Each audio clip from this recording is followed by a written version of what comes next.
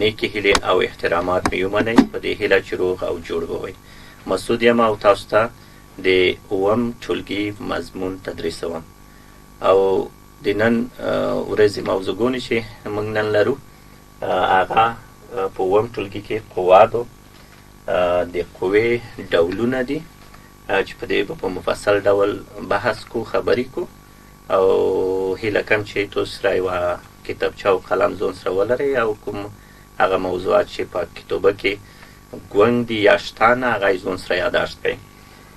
د قوې واحدات دي چې قوه مونږ په چی قوې واحد شی ده او سره هم اندازه کیږي. د قوې واحداتو بدلون ده، یعنی لکه څه رقم چې مخکې مونږ د اوږدوالي واحد متر خیالی و، متر اجزا مو خیالي وي، اضعاف مو خیالي و، دا مو کړي وو چې متر څه رقم سانتی متر ته بدل کو، سانتی متر څه رقم ملي متر ته بدل کو، داسې یو متر کیلومتر ته څه رقم بدلو. نو په همدې ترتیب سره د قوې واحدات هم په یوه بل نه ډوله کیږي، هغه نه بحث کو. بیا څو د قوې اندازه کول دي، دغه یو پنځه موضوعګونې چې دي دا په خلاص ډول موږ تاسې بحث لاندې نیسو. تاسې په ټول ژوند کې یا په ورځني ژوند کې تاسې د مختلفو قوو سره بلدتیا کیدای شي ولرئ. نو قوه مونږ داسې تعریفوو چې قوه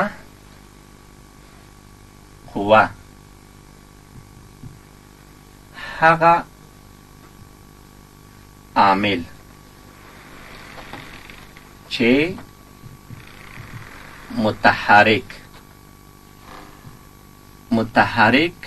جسم ساکن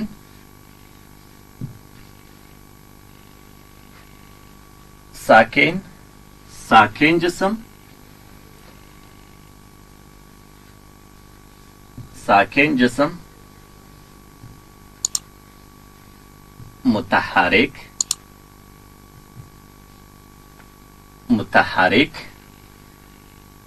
یا د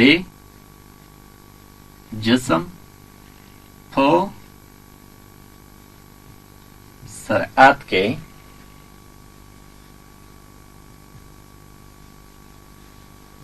تغییر راولي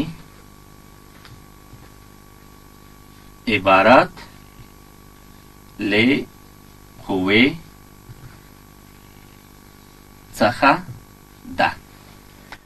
یعنی د قوې تعریف په لاندې ډول داسې یایو چې هغه عامل چې متحرک جسم ساکن کامادو، بیا چې دا ونه چې دلته دا ساکن بیا ولته تکرار شو د کامادو، یعنی یو متحرک جسم ده قوه واردوو دغه ساکن کوي یعنی دیروي.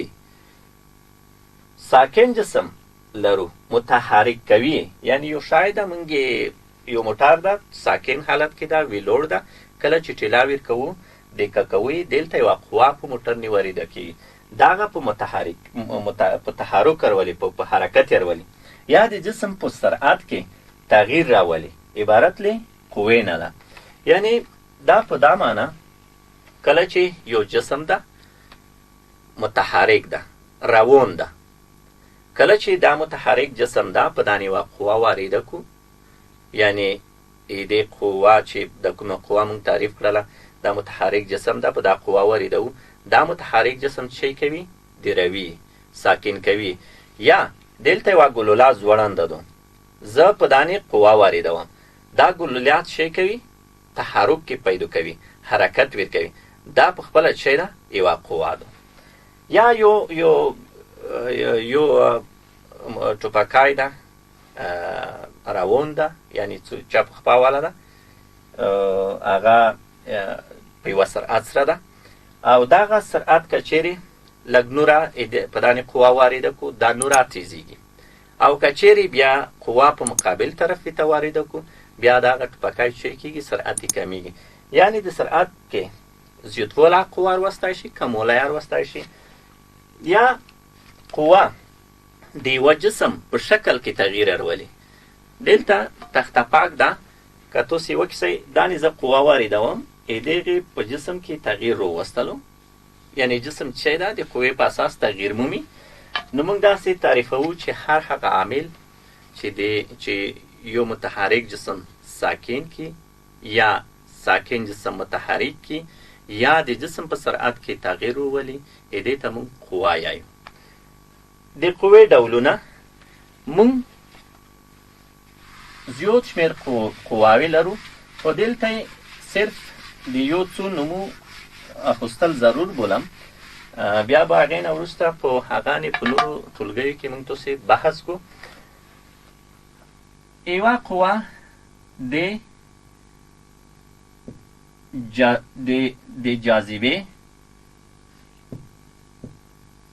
جاذبې عمومي قوه دو. دغه د جاذبې عمومي قوه یعنی د ځمکې عمومي قوه چې دو، دا کومه قوه چې موږ تاسې د ځمکې په مخ اوس شتون لرو، دا یوه قوه ده چې په موږ تاثیر کړی ده. دغه قوه په 1608 کې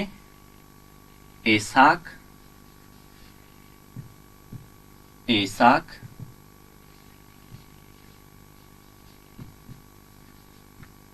نیوټن کشف کړه. دا ایساک نیوټن دغه د ځمکې د جاذبې قوه کشف کړه. د داسې ووی چې ټول اجسام په یوه بل نه متقابل تاثیر لري، یعنی یو بل نه متقابل تاثیر لري. دغې ته یې د جاذبې عمومي قوه ویله. دې فرمولې بیا داسې لیکله ده چې اف مساوي کېږي قوه مساوي کېږي جی ام لوی ام کوچنی پر آر مربع. دلته دا اف چې دا فورس ده، یعنی موږ تاسې قواوې ته یایو، دې ته شوي ته یایو قوه. او دا چې دا د ځمکې جاذبې قوه دو چې دې ته موږ تاسې ګریویټیشن یلی شو، او په خپله دا د ځمکې جاذبې قوه دو. او دغه ام چې دغه ام دا د ځمکې کتله دو. دا ام چې دغه ام د وړیکه ام دا د جسم کتله دو. او دا آر چې دا د ځمکې او د جسم ترمنځ هغه کومه فاصله دای خیلی دو، یعنی د ځمکې یا د جاذبې عمومي قوه په دې رقم سره موږ خیلی شو چې اف مساوي کېږي جی ضرب ام لوی ضرب ام کوچنی پر آر مربع. دا نه بیا نور وروسته بحث کړلی کېږي، په دا نورو ټولګیو کې به دا نه بحث کو، دا نه به کور کو. دا د جاذبې عمومي قوه وه. هر څو استقاق قوه لرو موږ تاسې، استقاق قوه هم لرو.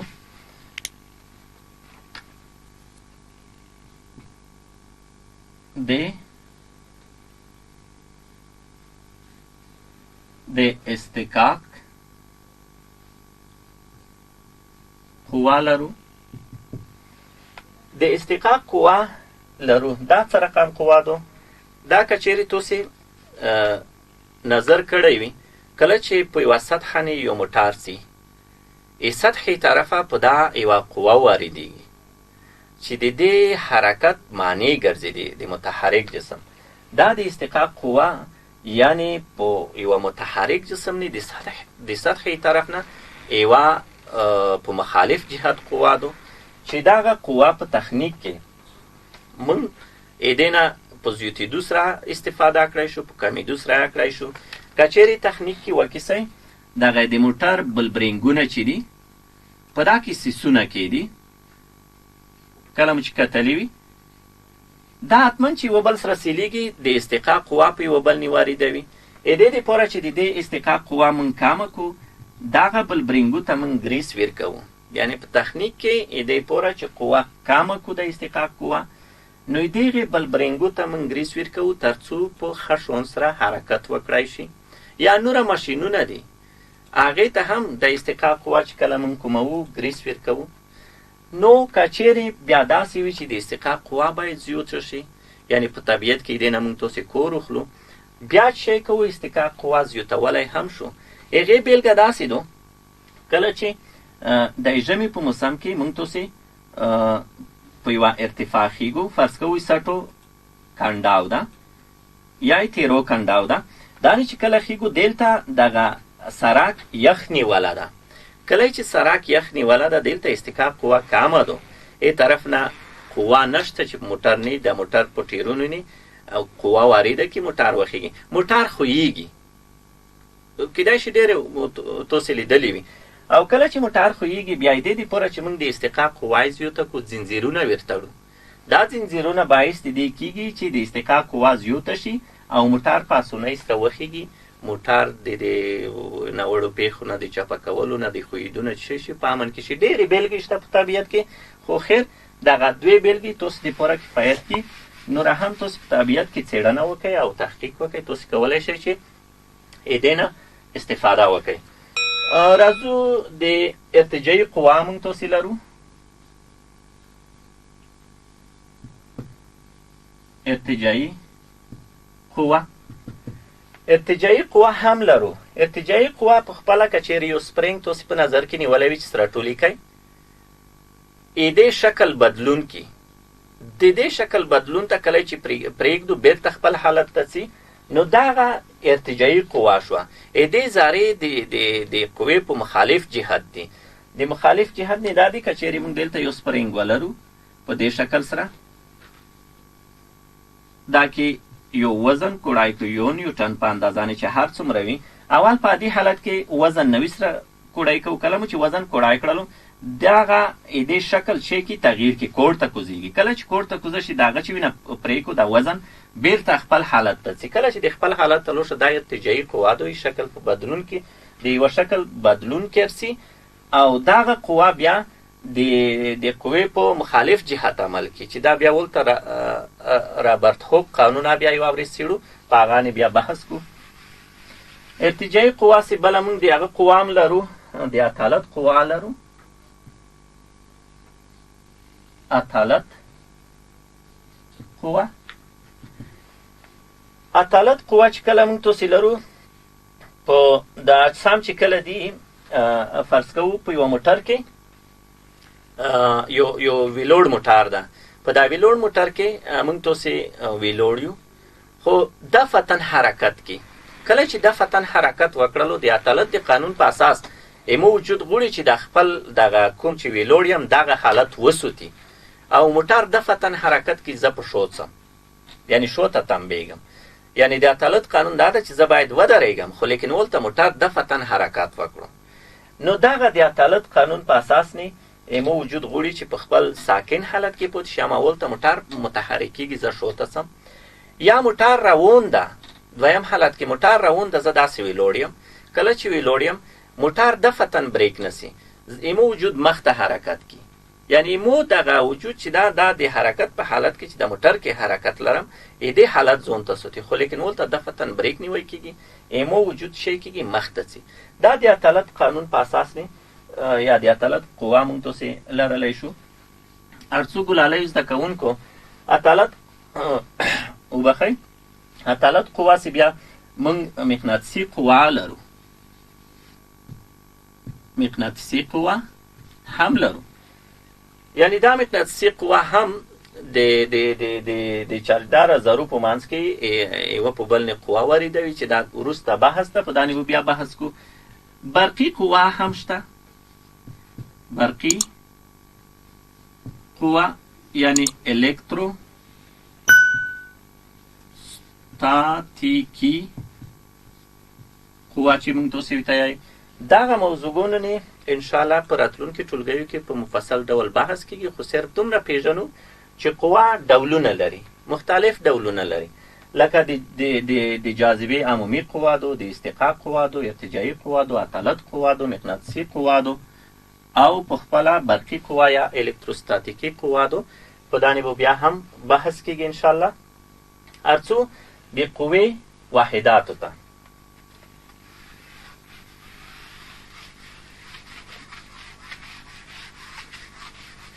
د قوې واحدات په دوه ډوله دي، یو علمي دي او بل عملی دي.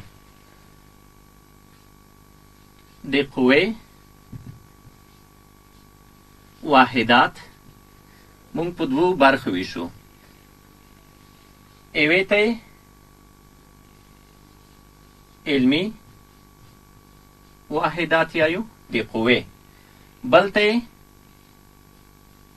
عملی واحدات یایو. ګلالیو زده کوونکو لکه څه رقم چې د ټول دپاره مونږ څلور سیستمونه لرل، MKS سیستم و، CGS سیستم و، FPS سیستم و، MTS سیستم و. په قوا کې هم دا څلور سیستمونه په نظر کې نیوله کېږي، خو د څلورو سیستمونو نه مونږ تاسې صرف دوه به ووایو، دغه MKS سیستم، CGS سیستم. نوره سیستمونه بیا په راتلونکو نورو لوړو ټولګیو کې تاسو ته تدریس کېږي. په علمي واحدات چې دي، علمي واحدات بیا نیوټن ده او ډاین ده. دا بیا وروسته زه تشریح کوم. یعنی نیوټن،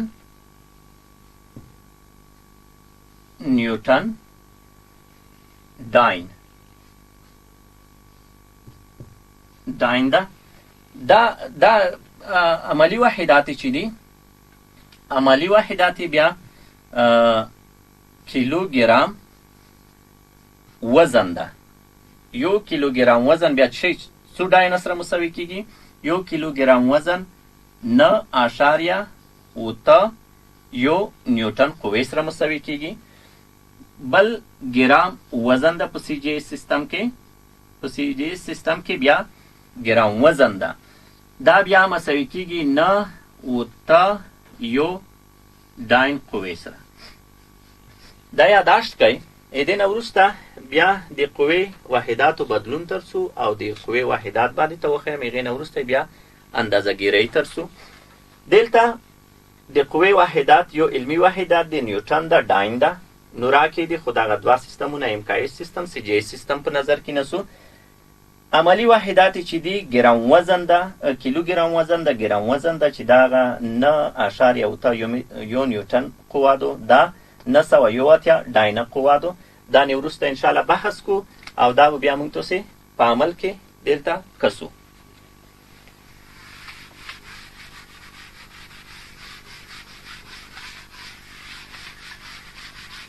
د قوې علمي واحدات د نیوټن د دویم قانون په اساس لوسته راغلي دي. د قوې علمي واحدات د نیوټن د دویم قانون په اساس لوسته راغلي دي. نیوټن دویم قانون څه ده؟ نیوټن دویم قانون F مساوي کیږي M ضرب A. M چې دا قوادو فورس ده، او بخیر F چې دا قوادو فورس وی ته یایو، هغه M چې دا کتلادو ماس وی ته یایو، A چې دا اکسلریشن ده یعنی تعجیل ده. دې ته موږ تاسې یعنی په لاندې ډول یې دلته لیکلي دي.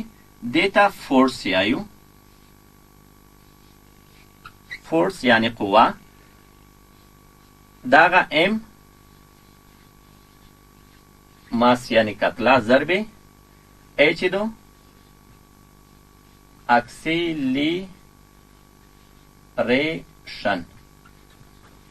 اکسلریشن تعجیل ته یایي. یعنی دا قوه شوه، قوه مساوي دو دغه F قوه، دا مساوي کیږي کتله، دا د نیوټن دویم قانون ده، ضرب تعجیل. نو دې قانون په اساس موږ تاسې کولی شو چې د قوې علمي واحدات پلوس رورو دا څه رقم ورسي 2 سیستمونه مو وښیل په امکای سی جی سیستم کې. یو د ام کا ای سیستم په نظر کې نسو، ام کا ای سیستم، بل د سی جی ایس سیستم په نظر کې نسو. وبخې د قوا بلګه دلی مخته کو چې بیا تاسو ته پاته ولګي د اف مساوي کیږي.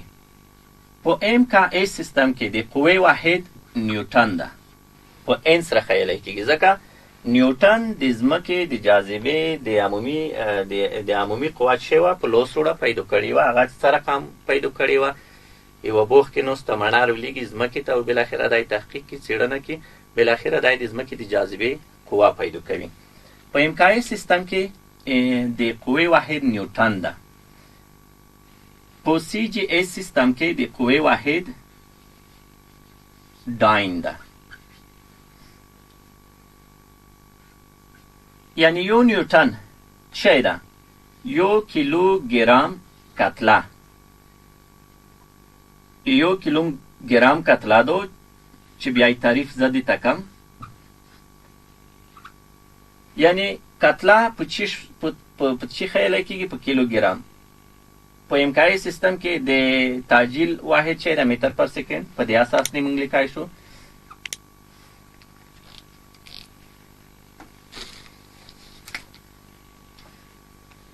یعنی په سی جی ای سیستم کې کتله په ګرام او د تعجیل واحد چی ده؟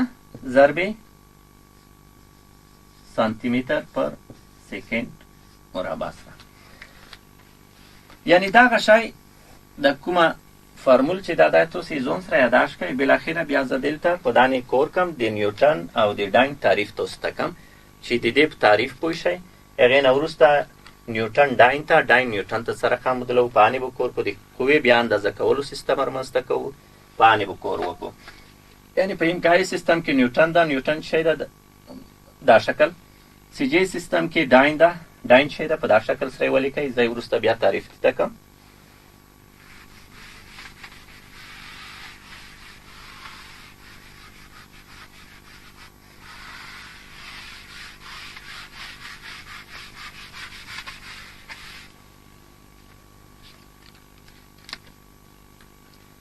یو نیوټن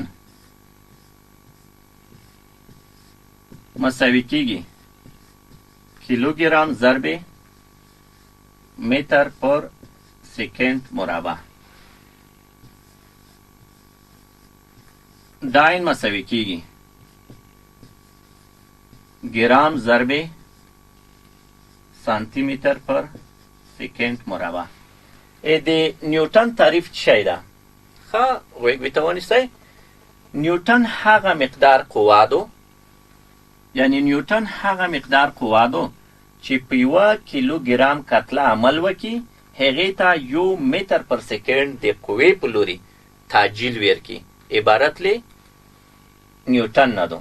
بیا یم نیوټن هغه مقدار قوه دو چې په 1 کیلوګرام کتله عمل وکړي، هغې ته 1 متر پر سیکنډ مربع د قوې په جهت قوه خو جهت لري، هغې په جهت 1 متر پر سیکنډ مربع تعجیل ورکړي. دا تعریف ده. ډاین څه ده؟ ډاین هغه مقدار قوه ده چې په 1 ګرام کتله عمل وکړي، هغې ته 1 سانتي متر پر سیکنډ مربع تعجیل ورکړي. ډاین هغه مقدار قوه ده چې په 1 ګرام کتله نه عمل وکړي، هغې ته د قوې په جهت د قوې په لوري 1 سانتي متر پر سیکنډ تعجیل ورکړي. دا ته څه یې؟ دې ته ډاین یې. نو ورڅوی دې پوره یعنی ام ټي سیستمو کې د قوې واحده شته، هغه بیا په نورو ټولګیو کې تدریس کیږي.